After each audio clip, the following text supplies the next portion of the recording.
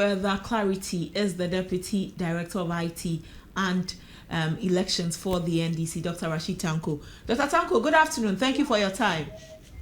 Good afternoon, dear. How are you? I'm fine, thank you, sir. I hope you're also fine. I'm terrific. Well, Dr. Tanko, can you provide more details on the basis on which the NDC's legal team is challenging the results of the three constituencies in the Ashanti region? Very well. You see, those constituencies concerned were illegally declared for the MPP. If you look at Hafano Southwest and Hafano North, those declarations were illegally carried out because after the vandalism of the process of the pink sheets and all other items needed for this thing, the MPP went and brought scanned copies. Only God knows where they got the scanned copies from. And the Electoral Commission accepted same and used it to declare them winners. This is completely illegal. Completely. We're not going to accept anything coming out from that kind of process. In the same vein, if you look at Obuasi East, it was declared for the NDC by the returning officer. And the losing candidate of the MPP even signed the pink sheet accepting the defeat. Yet these people decided to overturn the results again in their own way, using crooked Electoral Commission staff for the MPP. That is why we are using the legal means to stop that process.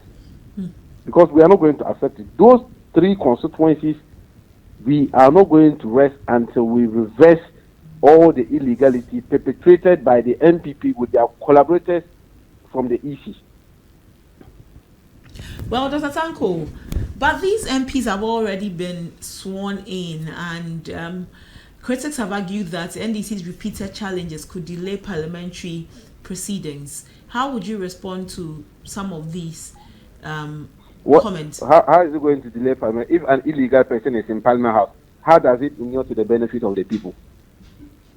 You have an illegal officer sitting in Parliament, and you think that it will inure to the benefit of the constituency. The constituency didn't vote them. They need to be taken out. Is it the first time an MP has been taken out from Parliament? What are they talking about? Which critics are that? Is it the first time MPs have been taken out from Parliament? A whole constituency, South, didn't have a representation in the 8th Parliament. Where were the critics? Where were they? When the Supreme Court injuncted our MP, as enough, where were the critics? These hypocritical critics must shut up. We are not going to allow illegal persons to stay in Parliament. We'll make sure that we'll get them out. Okay. Datanko, in the event that your legal challenge does not succeed as you are hoping it will, what will be the next step the NDC will take to address the concerns of your candidates and supporters in your constituencies? Before we have beautiful plans lined out. If this one does not succeed, we have another plan for them. Okay. And you will not readily share with us your plans?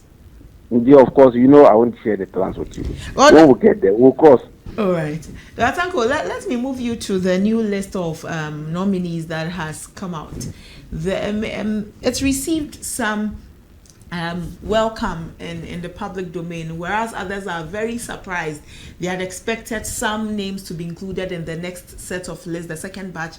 Others had also expected that some names would not be where we see them tied to. The NDC, President Mahama, is he in to surprise all of us with this way he is releasing his nominees? Well, it's a welcome news from the presidency. I mean, if you look at the names released so far, they are people, high caliber personality who have achieved a lot in their sector. In fact, most of them used to be ministers before. Some are fresh, coming in. They've done well in Parliament, in the sectors they found themselves. I mean, Ghanaians are going to enjoy a lot from the fruit of the labor that we are going to enter into. Because if you look at the list as presented, these are people that you can trust, people that you can respect. They are the people that we can say that they are not coming to lord the power given to us over the ordinary Ghanaians. They are down to earth. Down to earth. If you look at the list from the regional ministers to the sector ministers, these are down to earth people who are people that you can easily approach and they understand the areas they are sending them to. If you take, for instance, Haruna Idrisu has been a youth leader. He has been a NUX president before. So he understands a lot about educational sector. Many had thought that Honorable Okujetua Blakwa would return to the education ministry, this time as the Minister of Education. So it comes as a surprise that Honorable Haruna Idrisu is the one that is going there. Well, that's why I'm saying that the president initially did indicate he might not bring you to your former ministry. He wants diversity. And so if Haruna used to be labor minister, from communication to trade and labor, and now today is moving to education, his background is he can do the job. Okay. Don't forget there are other ministries which are still there yet to be appointed. You know, so far out of the 23 ministries, he has appointed about 11 so far. So we still have about 12 more to go. So a lot of ministries are still there, and I can assure you the president knows what he's doing, and everybody will have his hand on deck to make sure that the research agenda goes on smoothly. Well, we are assuring our members, we are assuring our supporters, everybody will have something to do in this government to make sure that Ghanaians benefit from the research agenda we have set in motion. Dr. Sanko, and also, yes, we also understand that Honorable Mahama Yariga is set to become the majority leader. The NDC wants him to be the majority leader. Is that true? Well, we haven't gotten there yet. Leadership are still discussing it. I mean, as we speak now, leadership are talking about it, still trying to put in. Don't forget, Kwame Agboja was the majority chief whip, right? Yeah. He's moved now. He's now a minister. And then as well as the majority leader himself is now a minister designate. He has been vetted. We also have the first deputy majority chief whip, Honorable Ahmed, is now also nominated for local government. So the front bench is virtually been taken out. And so there are a lot of vacancies there to be filled. And then the committees, most of them were in the committees and all that. Some were rankings and others were just chairman of the committees. So all these things, leadership is looking at it.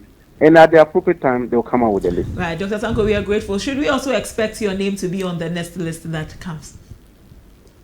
I'm a member and a servant of the NDC as well as government. All right. Dr. Sanko, we are grateful. I can assure you. Okay, we are grateful for your time. It is well. I'm grateful. Dr. Rashid Tanko is the Deputy Director for IT and Elections at the NDC.